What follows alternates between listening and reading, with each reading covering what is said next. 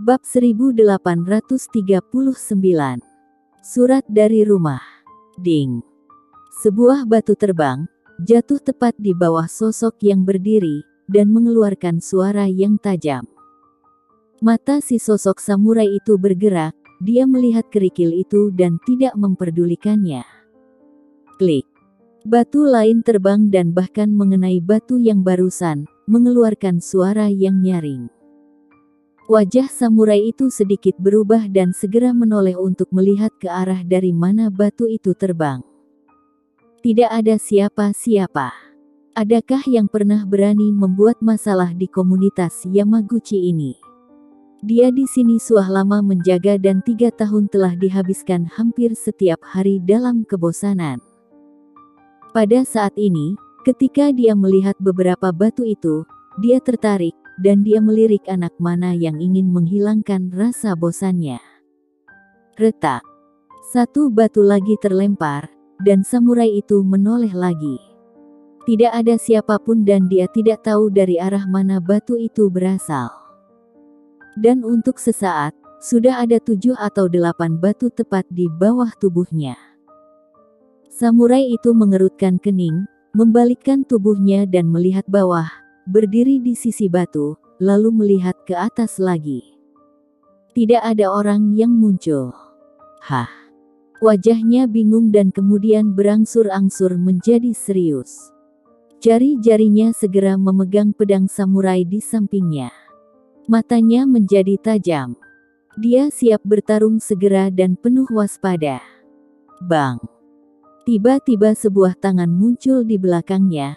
Ada hantaman di lehernya, dia bahkan tidak tahu bahwa ada yang mengintainya, dan tubuhnya roboh. Samurai ini sama bodohnya dengan sebelumnya. Grey Z menunduk dan meliriknya. Trik semacam ini, dia memainkannya beberapa kali, mencoba dan terus mencoba. Karena samurai ini telah menjaga sepanjang tahun dan tak pernah ada pengacau, itu sangat membosankan. Jadi saat melihat batu dengan sangat senang, dia tidak menyadari bahwa seseorang sudah sangat dekat. Dia menanggalkan pakaian samurai, lalu melemparkan samurai, mengenakan pakaian samurai, atau langsung menuju penjara hitam. Sebagai seseorang yang mengendalikan penjara hitam, Wild Kaze tahu betapa pentingnya wanita yang ditahan di dalam penjara hitam saat ini. Yamaguchi akan memiliki barang tawar-menawar di masa depan untuk bernegosiasi dengan keluarga Zoro. Dengan itu, ada peluang Yamaguchi dapat melangkah lebih jauh dan menjadi lebih kuat. Jadi dia secara pribadi telah menjaga penjara hitam untuk waktu yang lama, dan dia telah lama tidak kembali ke rumahnya. Tuan Wild Kaze, surat dari rumah ada di sini. Bawahan berlari masuk, memegang surat di kedua tangan, dengan hormat. Wild Kaze sudah lama tidak pulang ke rumah, jadi keluarganya mengirim surat. Wild Kaze duduk bersila, menerima amplop, tiba-tiba mengerutkan kening, bertanya-tanya mengapa surat itu tiba hari ini. Dia sangat sensitif dan curiga. Patriark berkata saat kamu tidak di rumah, istri Anda melakukan pertemuan pribadi. Dia melompat ketika Wild Kaze membaca kalimat pertama. Berani sekali. Tidak banyak kata dalam surat itu. Jelas, mereka yang terburu-buru dan takut adalah orang-orang yang khawatir ketahuan. Apakah istrinya memiliki pertemuan pribadi dengan orang lain? Wajah Wild Kaze tiba-tiba memerah, dan dia merasa seperti kepalanya berubah menjadi hijau. Dia mati-matian tinggal di luar, tetapi istrinya mengkhianatinya seperti ini. Utusan itu adalah milik seseorang. Wild Kaze meraung memiliki wajah pembunuh. Mana dia? Dia buru-buru dan tampaknya panik. Sepertinya ada orang yang mengejarnya sehingga dia melarikan diri. Wild Kaze, Adi Ebil yakin dan tidak ragu lagi. Pulang. Dia menepuk meja, tidak peduli dengan banyak hal. Ketika dia berpikir bahwa istrinya bermesra dengan orang lain, adegan itu seakan dapat meledakkan paru-parunya.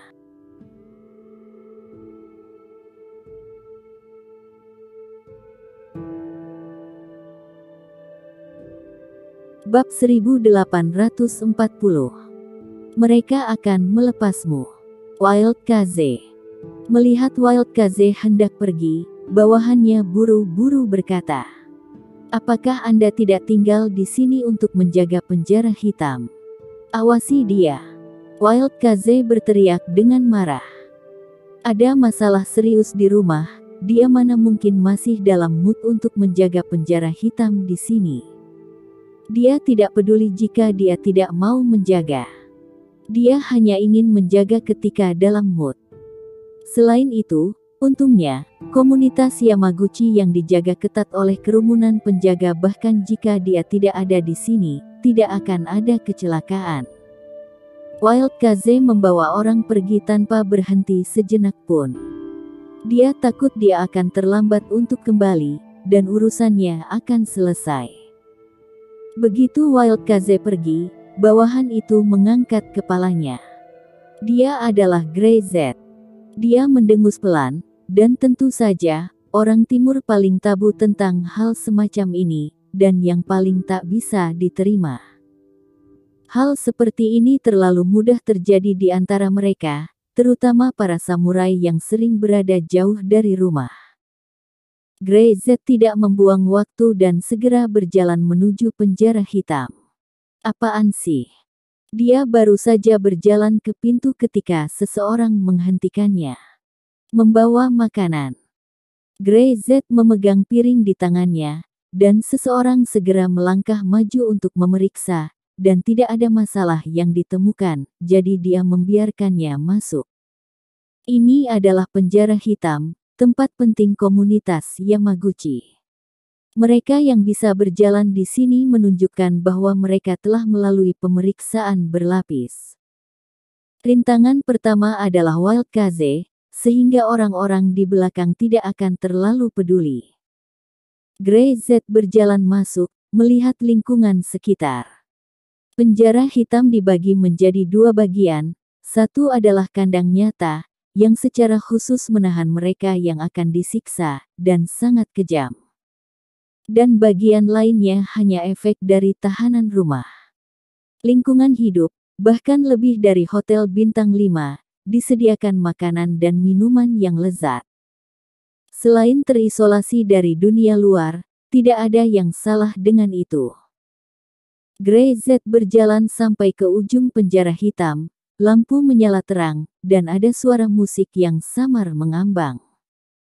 Hanya ada satu ruangan di sini, dan tahanan secara alami adalah orang yang paling penting. Buka pintunya. Grey Z tidak berkata, menatap langsung kedua penjaga di pintu, nadanya tenang, seolah-olah ini adalah hal yang normal. Kedua penjaga tidak berbicara, mereka membuka pintu dan membiarkan Grey Z masuk. Bum bum bum. Grey Z mengetuk pintu dengan ringan. Makanan ringan. Pintu kamar terbuka, dan seorang wanita cantik muncul di depan Grey Z dengan wajah tenang, seolah-olah dia sudah lama terbiasa dengan kehidupan seperti ini. Berada di bawah tahanan rumah di sini, Zoro Lucia tidak takut, dia tahu apa yang ingin dilakukan Yamaguchi, tetapi mereka belum berani melakukannya. Dia hanya menunggu reaksi dari keluarga untuk mengetahui bagaimana nasibnya nanti. Aku tidak ingin camilan. Dia melirik Grey Z dan berkata langsung. Meskipun ini adalah penjara, dia puas dengan apapun kebutuhan, apakah itu makanan atau minuman, atau yang lainnya, tetapi dia tidak diizinkan untuk menghubungi dunia luar. Seseorang mengirimku. Grey Z berkata. Seorang pria bernama Zoro Lens. Mendengar nama ini, pupil mata Lucia sedikit menyusut, dan dia segera menatap Grey Z, menjadi waspada. Siapa kamu? Dipercaya untuk datang memastikan bahwa kamu masih hidup. Grey Z berkata. Kamu tidak perlu bertanya lagi, ini kesepakatan. Bisakah kamu menyelamatkanku? Lucia bertanya langsung, tanpa ragu-ragu. Dia tahu bahwa orang di depannya pasti diundang oleh Lance untuk menyelamatkan dirinya sendiri. Tidak hari ini. Greyzeth menggelengkan kepalanya. Pertahanan di luar ketat.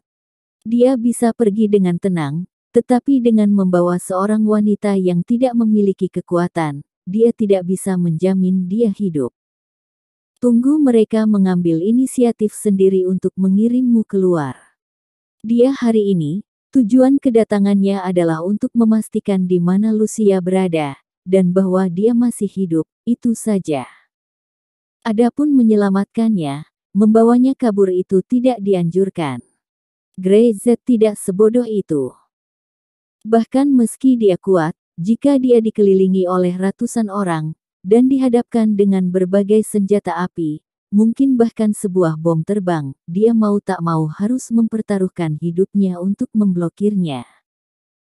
Di dunia ini, tidak ada seorang pun kecuali darah Syam yang bisa membuatnya bekerja mati-matian. Kamu. Lucia sedikit marah, menatap mata Greyzeth yang tenang, apa kamu bercanda? Biarkan mereka mengambil inisiatif untuk mengirim dirinya sendiri keluar.